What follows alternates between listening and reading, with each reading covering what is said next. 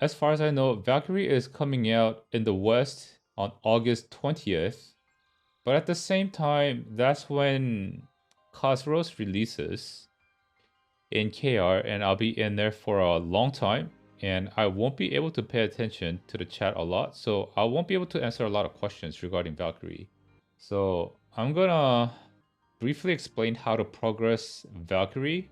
So hopefully you can watch this video, and if you need bits and pieces of information, maybe I can answer them during my break times during streams. So where do we start? I'm going to assume that you use the power pass and that you're using Express on her. And I'm gonna assume you're gonna start from 1640. So at 1640, what you mainly have to worry about is probably the Enlightenment, because this is what you'll be missing using relic accessories or the lower tier ancient accessories. That means your Enlightenment will be capped at 80, not 100. If you want to play the DPS build, then this is what it's going to look like in Enlightenment. However, if you're playing a support, this is what it should look like.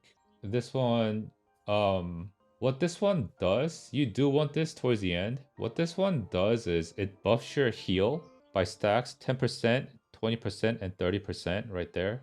Also, this is the one that gives her special identity, where if you use the Z identity buff on the support build, it gives the, I believe this is, oh, it's 8% movement speed. Yeah, this is 8% movement speed and 2% damage for 1 minute after using Z. That's what makes her apart from other supports. That's her special kit. This one is the one that where you use one auto attack after pressing Z for identity generation and shielding your ally members. And this is the one that buffs your buff. Branding 2% and then identity buff 10%. Alright, so at 1640, you're gonna have 100 evil points, not 120. So you might need some crit rate if you don't have the adrenaline book. So you might want to do this, or you can just use 20 points here and then spend on here until you get to 1660 and start acquiring a gear. Or you could do this for shorter cooldowns, but you would need the crit rate because you need 100% crit rate by yourself. Either this or this. But for my setup, I reach about 99.8% crit rate with this, and with 3 limit break, my X hits like a truck. So this is the build I like to use. And I believe at 1640, I don't think you can enable this. 1640, you're just gonna have to do more Hyper Awakening damage or play around with it. If the T skill makes up for a lot of the DPS, actually, you know what?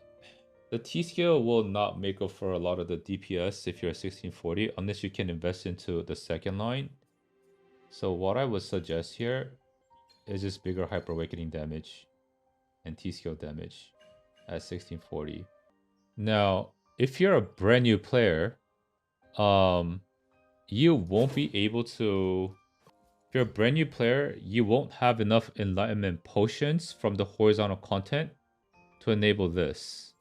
If you have full Enlightenment potions, then you can enable 1 level here. So how do you get the Enlightenment potions? You get it by various sources from horizontal content in Lost Ark. Some of them you can acquire from the pirate ships, some of them through Adventure Tome, collectibles, this and that. There is a guide on how to acquire blood claw maps and Enlightenment potions in the website called Maxroll. So you should look there. Also, here are some of the Mokoko addresses, which I'll leave in the description section below. What they do is they let you know when the merchant ship shows up. The thing about this merchant ship is not all of them is going to sell the blood claw map. So what this Discord does for you is they'll let you know when there is a merchant ship with the Enlightenment points or with the blood claw map. Also, there's in-game chat room for every server for the merchant ship. If you search here in this Law Talk, there should be in-game chat room that gives you notifications. When you get to 1660, you'll be able to work on further getting your evolution points. I believe once you acquire... Wait, how many Enlightenment points does one piece give? So you would need 2 pieces if you want to upgrade, right? Because this is 15. And then work your way up as you get the gear. At 1670 is when you're going to start working on unlocking your karma, where you acquire karma. And what karma bottles give is it upgrades your enlightenment. It gives you more points here, as well as leaps. The order on karma upgrade is first you unlock the leap. With an ancient bracelet, you should be able to unlock, after unlocking this, you should be able to get 1 on the leap.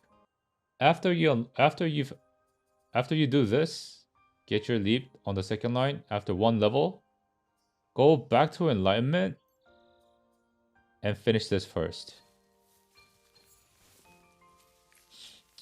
What this does is it buffs your X skill, which makes up for about 40% of your overall damage. So Enlightenment is very important for Valkyrie. And then you can work on upgrading, go back to leap and finish this. This makes up for about 20% in my case. And then after you do that, you can finish your Evo or whatever. You can work little by little on the Evo. And to reach 1680, I believe you can do this by finishing Advanced Honing. And 1700, I don't know how many karma bottles they're going to give you with the pass, with the event. But in my case, what I had to do was I got to 1700 day 1. And I started doing modem hard mode since day 1. So for those of you who are going to 1700 day 1, finishing your karma first is going to give you more power than doing advanced honing. So what I did when I was at 1700 is I would do whatever advanced honing I can, and then I would go to this NPC and I traded whatever that was left over. 3 of mortem mats for 2 karma bottles. And then I try to finish karma as soon as possible. This is not a bad trade-off because I don't know how many stacks of shards you have saved, but you need a lot of shards in order to hone to 1700 and do advanced honing at 1700. So while you're farming shards from Chaos Dungeon or whatnot and Paradise, until then you can just trade these for karma bottles and try to finish karma first while you're stocking up on the shards. As far as our engravings go, Raid Captain is a really good value. It's a really good book for Valkyrie. One of the strongest engravings. And Keen Blunt is also a very nice engraving because she doesn't have any crit damage in her tripods. Her skills don't have any crit damage. So getting some crit damage is really, really helpful. And of course, her crit rate is almost 100%, like I explained before. So crit damage is really... I use mass increase because my bracelet does have the weapon power and attack speed, movement speed, 1% roll. So I get about 6% attack speed, movement speed, which kind of offsets the mass increase. So I'm using mass increase, but if you don't like to be clunky, you can use Curse Doll here and then Adrenaline. I used to use mass increase when I didn't have this bracelet, the attack speed, movement speed bracelet. I was using mass increase, and honestly, once you get used to it, it's not that bad. It doesn't feel that bad. And this is a very strong engraving. Gives you a lot of damage. Or you can also use Hitmaster because most of her heart scaling abilities are Hitmaster. Hitmaster engraving. Gems. I have a level 10 gem for the damage on X skill because it makes up for, like I said, 40% of your overall damage. So I do have a level 10 gem, but I believe full 6s or full level 7s or full level 8s, it's fine. Elixirs, critical build. Critical elixir is the best in slot elixirs for her. Yeah. Instead of master, use critical elixirs. Rings. Do you get crit damage rings or do you get crit rate rings? That would also depend on your crit rate, depending on if you have like a crit rate bracelet or if you have full relic books, adrenaline relic books. You can either focus on crit damage, or if you're missing some of the engraving books from adrenaline, then you can use crit rate. Whatever you do, just make sure you reach around 100% crit rate by yourself, because synergy does not count. For pants, you go for crit damage. Why not identity generating? Her identity doesn't generate depending on spec. It only generates depending on how many skills you use. It's kind of like Sura Breaker. Should we go to... So it doesn't work on her? It works for her support build, but not DPS build. Should we go Trixian and do some skill rotations? How does support Valkyrie play? Just like Paladin, with shorter counter and less stagger. Well, the base rotation.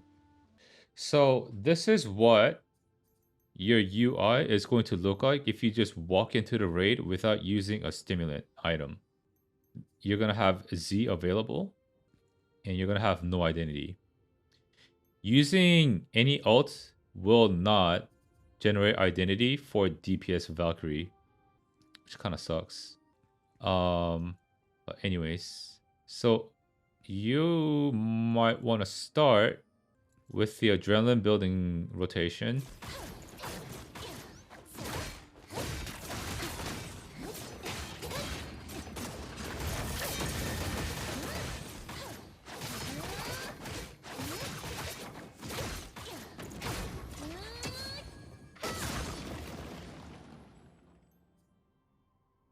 That is what your rotation would somewhat look like depending on what skills you use.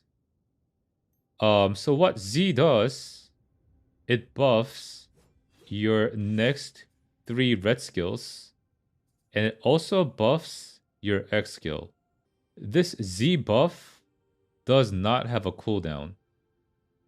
After you press Z, you can use X 5 minutes later and it'll be buffed.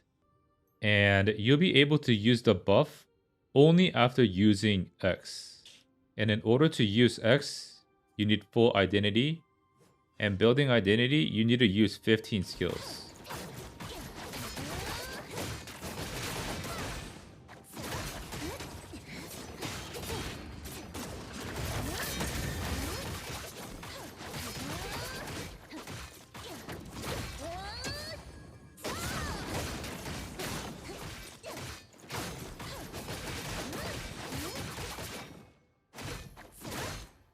However, if you want to play Valkyrie, this is what it's going to look like when you stim and you're going into a raid.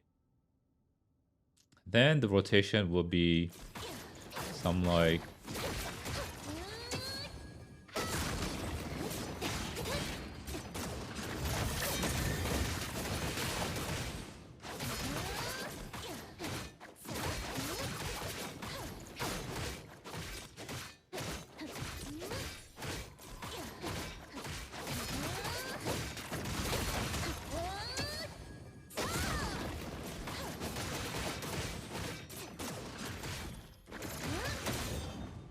something like this. Now, if I briefly explain my skills, this is a counter and synergy. The damage on crit synergy, one of the best synergies in the game. And the second tripod is paralysis immune. This is a stack skill, meaning you can use twice. This is also a counter and identity builder. So you can, technically you can counter 3 times. Counter, counter, counter. And I like to use the stabby skill because this is also a stack skill. I believe building identity as fast as possible is probably one of the prios.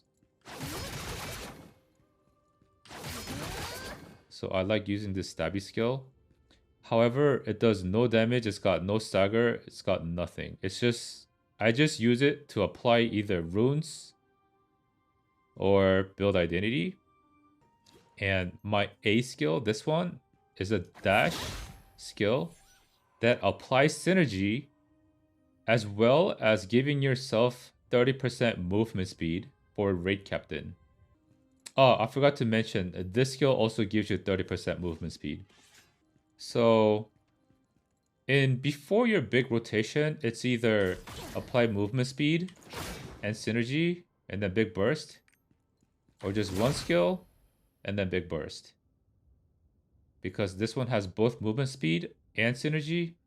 This one's got synergy and movement speed. And these two are filler skills while building identity at the same time. It's like hybrid skills that kind of makes up for the damage. Damage distribution. The X skill does about 40%, and T skill does about 20%. This one, both of these do about 9% damage, so 18. And this will do about 7, and this will do about 6. And 3% for my build is from bleed and poison. To give you a little heads up, this is a very mana starved class. So before I do even guardians, I take a small mana food. It's a very mana starved class. Even with a food, I still use focus runes. This one consumes 400 mana, and this one consumes 469 mana.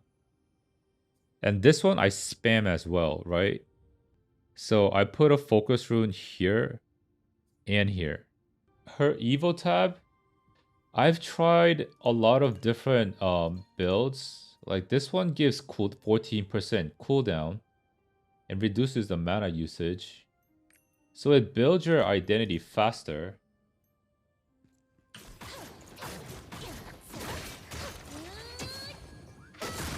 However, the damage is way lower, right? I was doing what? 1.7 billion? Wait, no. Wait, was that 1.7 bill?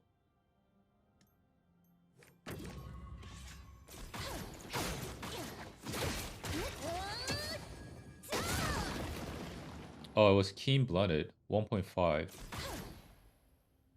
The cooldown is a lot shorter though.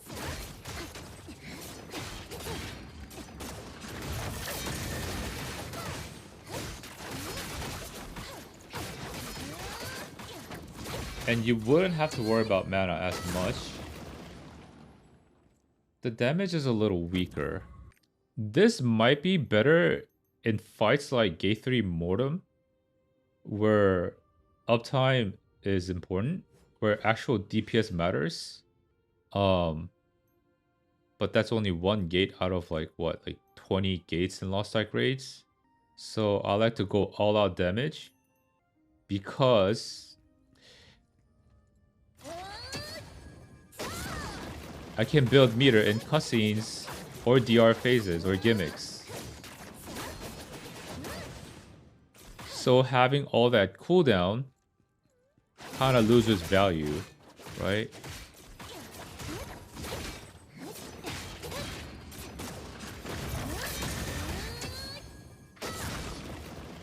Holy shit, that was keen blunted.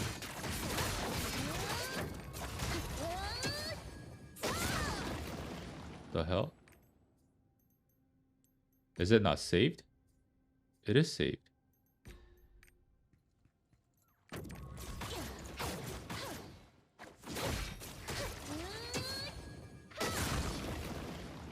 Okay, there we go.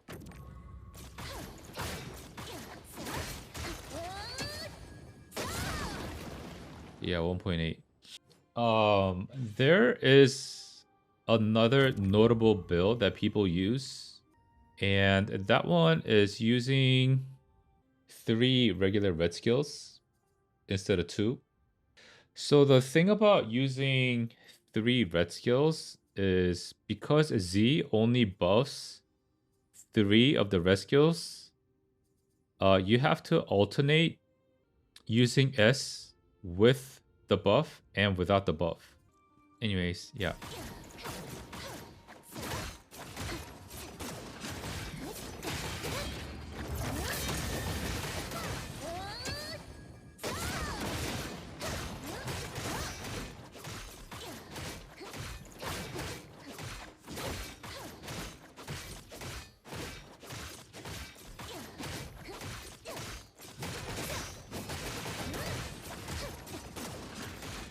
So when my T is still not available, I would use this with a buff. But as you see, it doesn't really do a lot of damage. It's pretty weak, right?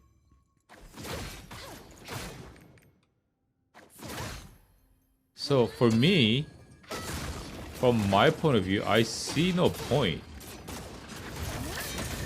in using another red skill that makes you think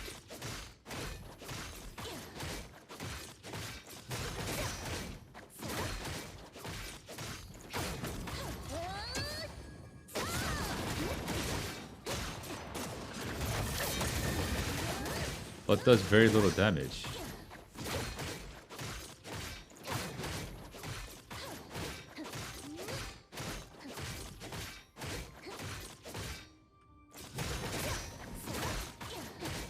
Here, I can't buff this because my T is about to come back, right?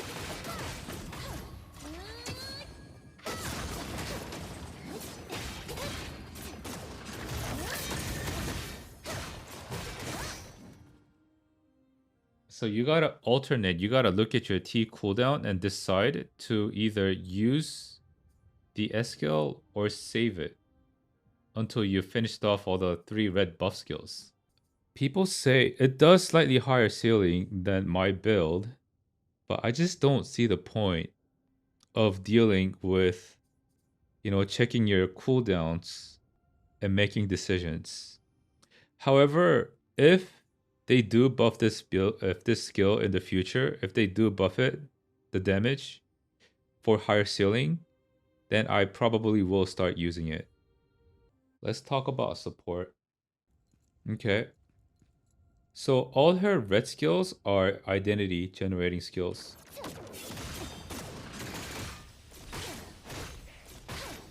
Because her buff skills and DR shield skills doesn't give her a lot of identity. Very little.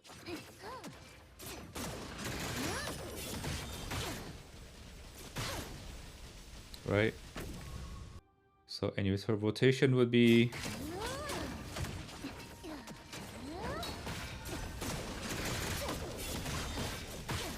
you have to auto attack 1 time.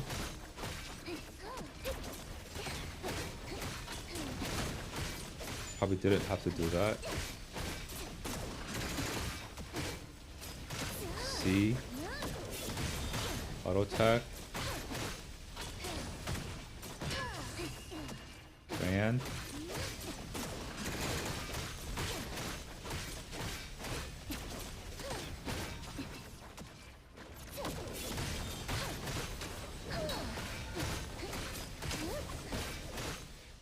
And then using the X will provide heal, instant heal for every ally.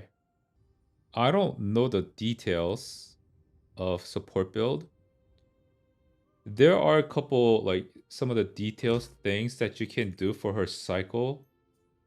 Like, for example, using identity, generating a roll on a necklace gives you a certain rotation where you can kind of min-max.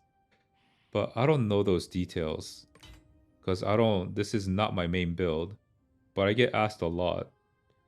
So I wanted to touch up on it. But if you want more details, there is a streamer who also plays a Valkyrie support. He goes by the name of Wineblue. He might have a support video on it. So definitely check him out or visit his stream and ask him for the Valkyrie DPS.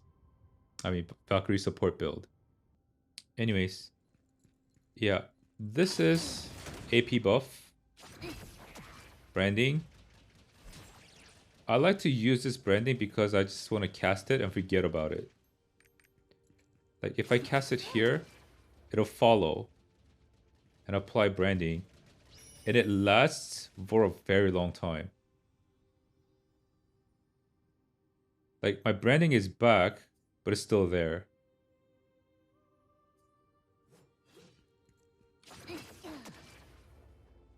Look at that.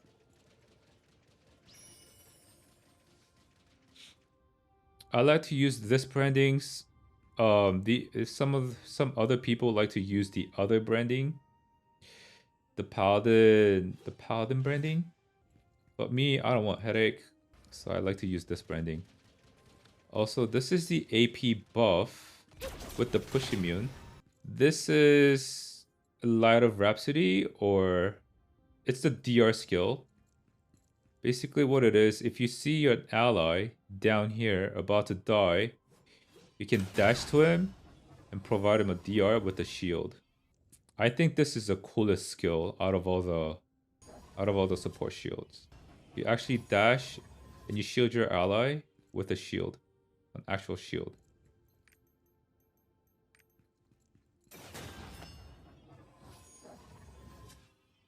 Pretty cool, huh? And this is the shield skill. Think of it as a paladin shield skill. There's a little bit of heal after the shield runs out. Those are the basics of support Valkyrie that I can cover. Yeah, the DR does have push immune.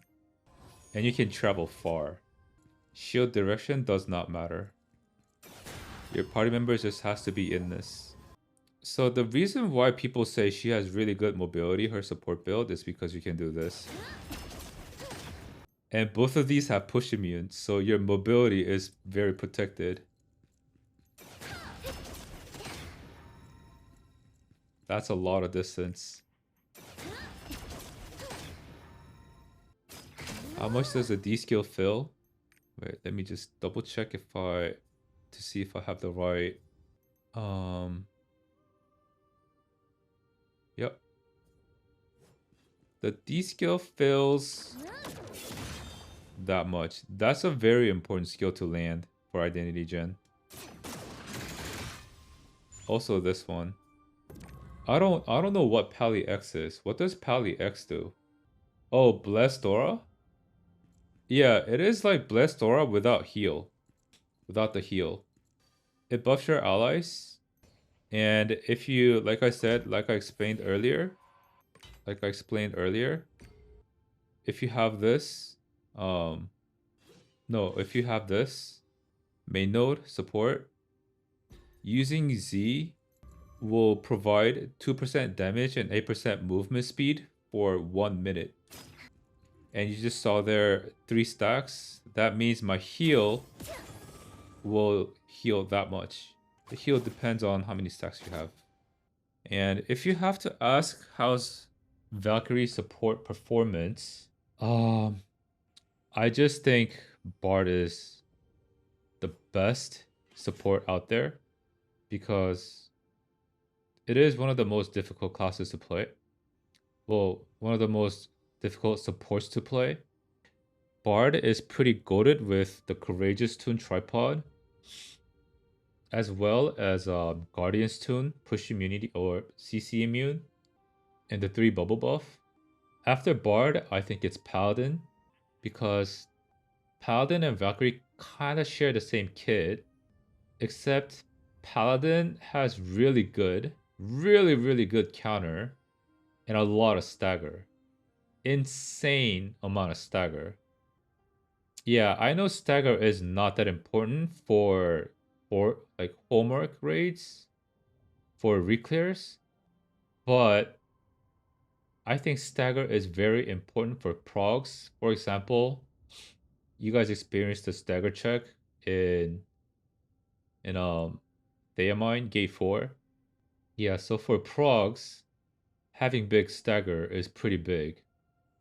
Her stagger is not bad.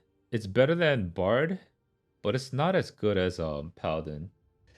So if I had to rank support, it would be Bard, Paladin, and then Artist and Valkyrie. About the same. Now, I hope that answers a lot of your questions. I'll be busy for the next either 1 month or 2 months or 3 months. Who knows how long we're gonna take to beat Khosros. But I'll try to answer your question if I can. If you drop by the stream. Thank you guys for watching. Bye bye. Bye YouTube.